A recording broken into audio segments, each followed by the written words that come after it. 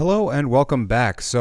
Last night was a fun night of hockey. The Rangers got a nice 3-1 win at home. The LA-Vegas game came down to the wire.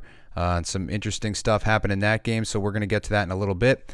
Today's video is going to have schedules, notes, waiver ads, no prop bets today. Didn't have enough time, but let's get right into it. We're going to recap the data draft prop bets from last night in this video. We made some money, spoiler alert. Then we'll take a chance to recap some of the things from last video, last night's games. Then we'll take a look at tonight's schedule, some matchup notes heading into action, and some last-minute waiver plays as well. Let's get a quick look at the schedule for tonight. Boston against Washington. You got Columbus and Carolina. Toronto, Montreal. Colorado raising the cup banner against Chicago. Seattle, Anaheim, and then Vancouver and Edmonton. Now, as we look at my personal league from the THHL. This is the matchup currently as it stands right now. I'm leading in shots and hits. Thank you, Tanner Janot. Arvidsson, who I picked up last night, he had 2 shots for me, and Trocheck, who I drafted later in my draft, had 4. So that definitely did help. And Janot is my hits guy, so he's been getting me that. But if you'll notice, Brandon Tanev is on the schedule tonight for Toe Dragons, and he's going to probably cancel out a lot of these hits. And he also has Point and Kucherov. Actually, that's a different thing altogether. But nonetheless, Point and Kucherov had excellent nights last night, an assist each on the power play and some category coverage as well. And then tonight, these are the guys that I have in my lineup. I'm looking forward to McDavid, Laine, Caulfield up front, and then Carlson, Werenski on the back end, Murray in net. Swayman won't be starting, spoiler alert, so he'll have Jones and Grubauer potentially to look at for starts. I'm sorry, not Jones. That's his defenseman, Jones. So he's got Vanacek. He's not going to be playing. So Grubauer is his only guy playing tonight. Now, as we look forward, this was a proposal that was brought to my desk. This was Lake Mohawk Moose. I wanted to try to go out there and grab Zibanejad and Panarin because I like them. I initially offered him Trocheck and McAvoy for Zibanejad. And he did not like that. So then he countered with Zibanejad, Kopitar, and Panarin for McDavid, Gudis, and Trocheck. And I shot that one down pretty much immediately. Now, it didn't work for me last night, but it's a long season. So obviously Zibanejad went off last night. 2 goals, 1 on the power play, 9 shots. That's incredible. Kopitar had a nice night, and Panarin did as well. Now, if we look at our prop bets from last night, didn't come close on the first one. No harm done there because we definitely hit on the second one. Kucherov and Panarin both got assists. Both were on the power play as I was predicting here yesterday. And Panarin, that assist led to the game-winning goal by Zibanejad. And surprisingly, Zibanejad also had a shorthanded goal and those 9 shots. So an incredible game if you own Mika. And this game really did come down to special teams. Then we missed on the Kempe Eichel shot prop by 1 shot, you'll see here. So Eichel definitely hit it. He hit it pretty much by the first period. But yeah, thanks a lot, Kempe. Played a great game. A goal, 3 shots, 2 hits, and a block, but just couldn't get it done for me in that prop bet. And I did point out Kempe is a 3.19 shot per game guy. Eichel, 3.9 shot per game guy. So Eichel hit the over. Kempe didn't, which does track with their averages from last year. Now, speaking of Eichel, 7 shots. That's also excellent. He scored a goal on the power play, so that counts for those category coverages as well. Pretty efficient in only 17 minutes of ice time on top of that. And I did mention he could go off any given night for 7 to 10 shots. He carries the puck. It looks like he's very confident with it this year. And just another note here, Riley Smith and Phil Kessel, if you were torn between those 2 guys, Smith had the better night. An assist on the power play, 6 shots on goal, also added a hit, got a little bit more ice time and a little bit more power play ice time. But Kessel did get some power play time as well, and he got a couple shots in there for me as well. And he was used on PP2, and he was on that top line for parts of the game with Eichel. So something to keep an eye on. I have one of them in each league that I'm in. Not each, but 2 leagues. I have one of them on one team, one of them on another team. So it did work out a little bit there last night. Now, that's an old slide. So we'll get right into the games. Tonight we got the Capitals and Bruins, 7 p.m. on TNT. Allmark versus Kemper is the goaltending matchup, and that helps me out because Toe Dragons has Swayman, and he's apparently not starting. So, yeah, as you can see here, with the lineups being brought in, the Bruins are going with Hall and DeBrusk on the top line with Bergeron, then the Czech line with Zacha, Krejci, and Pasternak. So some interesting new wrinkles in the top six. And then for the Caps, Connor Brown, the garden seat on the top line with Kuznetsov and Ovi, and he's only 15% owned in Yahoo League, so that could be an interesting stream option if you need a winger for tonight. If you're in a normal 12-team league, Dylan Strome at 26%, and he's centering that second line. Mantha could also be value here on that second line, only 20% owned, but the deep value play, Alexei Protas, 0% owned. Last year, 33 games, 3 goals, 6 assists, 9 points, 20 hits, 12 blocks, 34 shots. So about a shot per game, less than a hit per game. Not great stats, but the line assignment is pretty decent. Maybe the time on ice will help you there if you're absolutely desperate in a really, really deep league. For Boston, several streaming options here. DeBrusk, 19%. Krejci, 14%. Zacha, 5%. That's 2/3 of the Pasternak line, and DeBrusk on the top line with Hall and Bergeron. So excellent line exposure and ice time potential there. If you need hits and blocks and you're in a 12-team league, Faravari on the top pair with John Carlson, 3.17 hits per game, 1.48 blocks per game, and he's 20% owned right now. So that could be a nice, interesting play if you need those categories. And if you're looking for deep value on D, Mike Riley, 1% owned. He just cleared waivers, apparently. He's in the lineup. 1.92 shots per game last year, 1.34 hits per game, and a couple points here and there. And if you also need hits and blocks, there's also Brendan Carlo, 1.81 hits per game last year, 1.31 blocks per game, and he's at 1% ownership as well. And if you see the lines up here, the Caps are favored to win, minus 144 favorites at home against Boston. Now, as we look at the Blue Jackets and the Hurricanes, 7 p.m. Eastern, it will be Tarasov versus Anderson. So Merzlikins is out with an illness. Tarasov instantly becomes a goalie stream option here, only 4% owned. So if you need a goaltender for tonight, Tarasov is the option. He's the best available option, better than a guy like Mrazek or somebody like that who's going to get shelled against Colorado, but we'll get to that in a minute. Now, I must have missed this, but Kent Johnson was sent to Cleveland in the AHL, so there goes his fantasy value. But I will keep an eye on him getting called up as we saw the potential there early on. But for now, it looks like Boone Jenner is the number one center with Goudreau and Laine. Jenner is 42% owned, so a lot of people were anticipating this. If he's available to stream, definitely do so, but he's likely owned in many leagues. And as I mentioned yesterday, I have my eye on Chinakhov here. He's getting that second line assignment, as you can see right here. I should have brought that up a minute ago.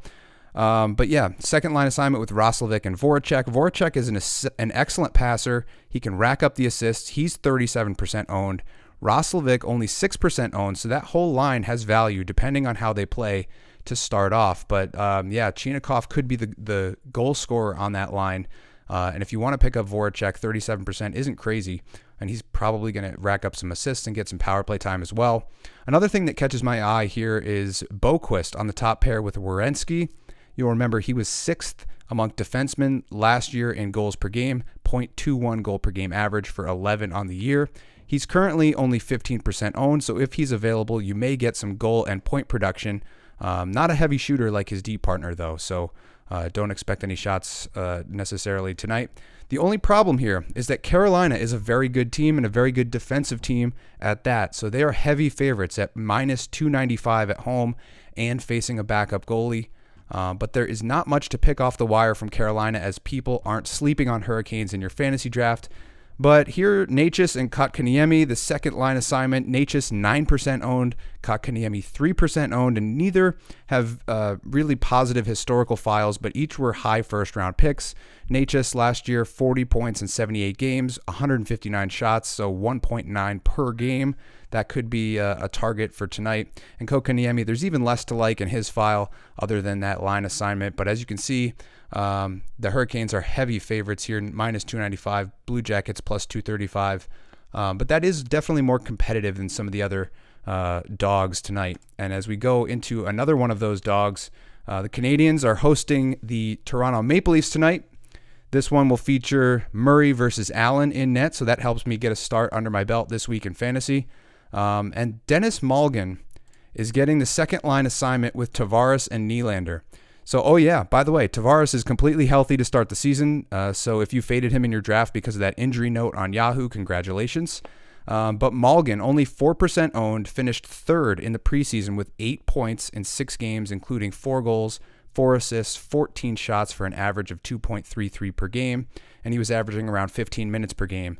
So this line assignment plus how he looked in camp is what makes him a nice waiver add tonight. Kind of bummed out that Nick Robertson got sent down, but that's definitely a cap move, and he was waiver exempt, so that's more than likely the reason for that. Not much else to talk about from the Leafs side of things, as their main weapons are mostly owned up in fantasy. But as we turn to Montreal, everyone loves that number 1 overall pick every year. This year it was Slavkovsky. Despite a subpar camp, his ownership is 34%, while the top-line garden seat is currently occupied by Josh Anderson, a much more consistent player with a track record. Last year, 0.27 goals per game. That's a 22-goal pace, 2.18 shots per game, and 2.2 hits per game as well. Could be sneaky huge value if you can grab him off the waiver wire. So yeah, you can see his ownership 5% owned. He should be available for you there. Now, as I just mentioned, if you wanted third-line Montreal exposure and you can't get Slavkovsky, why not Brendan Gallagher at 3% ownership with his shot volume, 3.29 shot per game 5-year average, 0.62 point per game 5-year average, and 1.16 hits per game 5-year average. I mentioned the 5-year averages because he was very down last year. So you're looking for a bounce back from Gallagher. That could be a nice offensive third line with Dvorak and Slavkovsky. And then on top of that, the entire second line is pretty much available with Hoffman at 4%, Monahan at 2%, and Doc the highest at 15%. So if you can have any of them, you can pretty much get them off the waiver wire. They're available. Obviously, Hoffman is the goal scorer of the bunch. Lots of question marks around Monahan and Doc coming over to a new team, but they're there if you want to take a risk on them. And last but not least, the odds makers are definitely favoring the Leafs in this one, minus 255 favorites. Habs are plus 205 at the time of this video. Now, another blowout that we're potentially expecting is Colorado and Chicago. Avalanche raised their Stanley Cup banner tonight, and I was hoping to do an analysis on teams that raise a banner at the beginning of the season, but my son didn't take a second nap today, so we're out of time on that front. Which is also why we're not getting prop bets tonight. So thank my son for that one. No, I'm just kidding, buddy.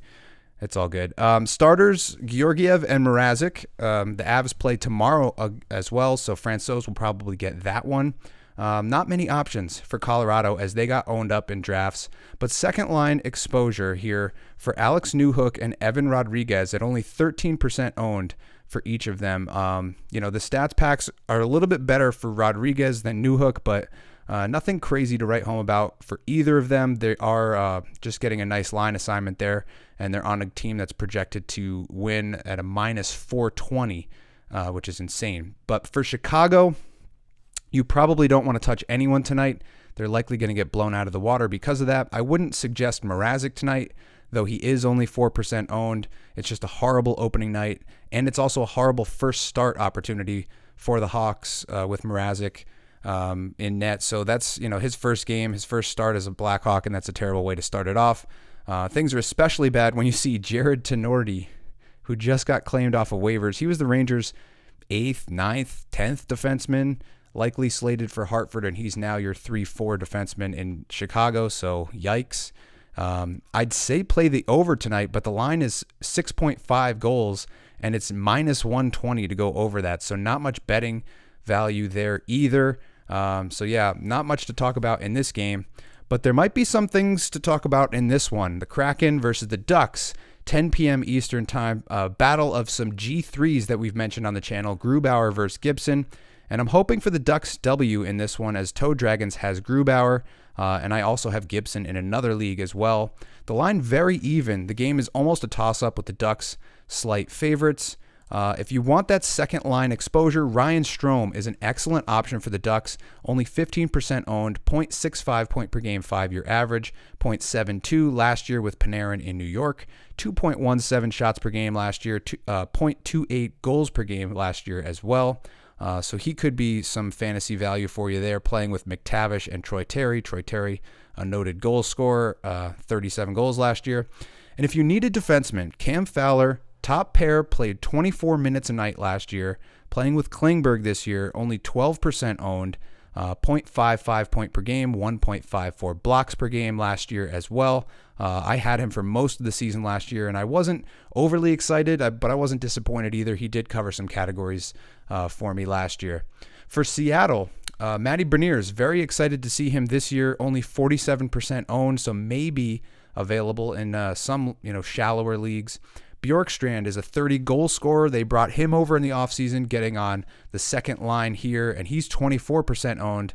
But if all you need is hits coverage, Brandon Tanev, 6% owned, well over 3 hits per game, was over 4 hits per game in his last full season. Unfortunately, Toe Dragons picked him up in my league, so he can match my Tanner Jeannot. So hopefully he doesn't get too many hits tonight, but he is available at 6%.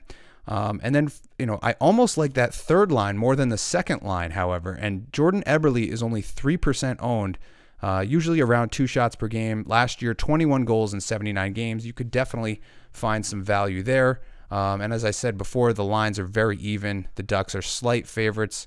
But yeah, very excited to see what Matty Beniers and Shane Wright can do, although Wright is currently slotted in on the fourth line center here.